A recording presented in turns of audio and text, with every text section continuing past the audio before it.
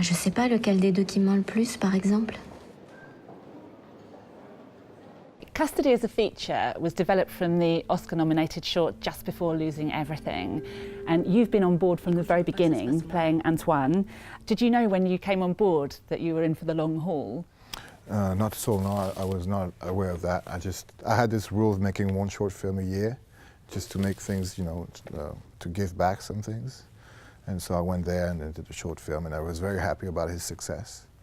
And one day he called me up and sent me the script, and I couldn't put it down. I was mesmerized by that script. So it's a good story about like cinema. Yes. When you love cinema, good things happen. Je suis quoi, moi? Pourquoi tu me regardes comme ça? Je suis quoi pour toi? With Antoine, one of the things that you convey is his being completely consumed by his own needs and his unawareness and probably in total denial of what he has become. Mm-hmm. Was that part of your intention? Well, I really wanted to just work on, there's a term in France called pervert narcissistics, and this kind of guy, I'm not aware of what they become, of course, but it's just, I worked on obsessions and trying to use masks to get what you want, and it's just this sort of psychotic attitude, like a beast who has to pretend that he knows human behaviors and everything, but at the same time being a father and not forgetting that is a very key and important thing. When preparing for the role, were you able to meet with men that had this insight into themselves, you know, who had transcended their experience in any way? No. I wondered if it's like an alcoholic recovering or something. Was there anyone that... No, I really focused on the women, on the testimony of all those women that were beaten up and abused by those kind of men, and I try to extract a behavior from all those testimonies. Like, those guys are always very well behaved in society, they have friends, they make people laugh. No one suspects what happens behind closed doors, and that was very interesting, but mostly from the women's testimonies. We really see Antoine when he is alone with his son. Were you at all conflicted about playing such a character with such a young boy? Yes, I was. At first I got really concerned about who was going to be the actor in front of me, so I kind of overdid it as a, you're going to be my friend, we're going to, you know, I bought like this small ball and I was trying to give my line, throw the ball, he'd give his line, and I could put violence in the game so he could understand it. He didn't care. I was all method for no reason. He was like, come on, man, let's do the scene. So, yeah, so he's an amazing guy. Yeah. Isn't he? Let's talk about, it's Thomas Gioia? Thomas Gioia, yeah. Thomas Gioia. Gioia. And what he brought to the part of 11-year-old Julia. I mean, yeah. So I was worrying about the effect you might have on him, but actually the effect that he had on you. We were like buddies, really. Yeah. But it was very important to just go and laugh about it and just play football and cards and everything between scenes. Otherwise, it would just have been kind of selfish. But he inhabited that role. That's like his crazy. body language was astonishing. Yeah.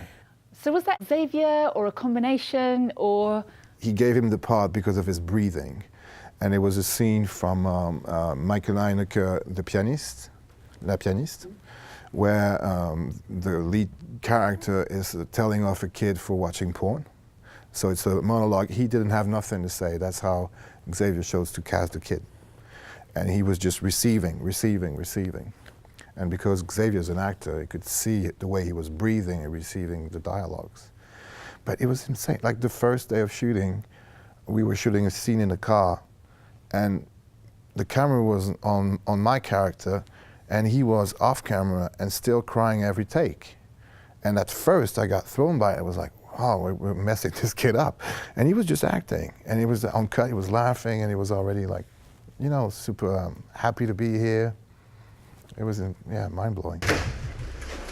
I was really struck by the sound design of the film.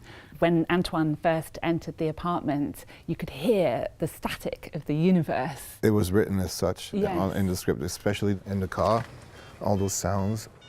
When you read the script, you could tell already that the sounds were like a little prison thing, like the doors. You see all the doors and the gates.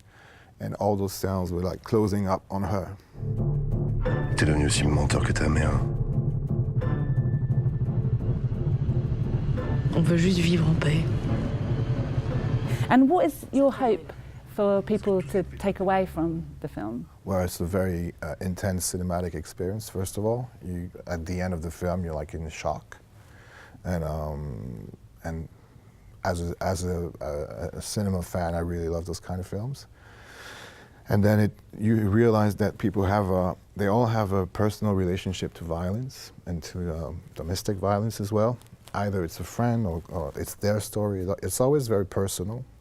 So the good thing is people talk about that subject between one another, and they learn things about their neighbors, they learn things about their mothers, or whatever. And that's a good thing. But first of all, it's for the cinema. It's really like something it's a shock. Absolutely. It's beautifully crafted, incredibly made, and wonderfully acted. Oh, thank you. And how do you feel about the comparison to Robert Mitchum in Night of the Hunter? Well, that's an honor. A very humbling thing. But it was one of the films we had in mind preparing with Xavier, the director, yeah. And any more plans to work with Xavier? We'll see. I mean, that's a big thing. We'll see what happens. I would pay my ticket to go see his next film, though. Absolutely, yeah. Oh, that's great. Thank you. Thank you So much.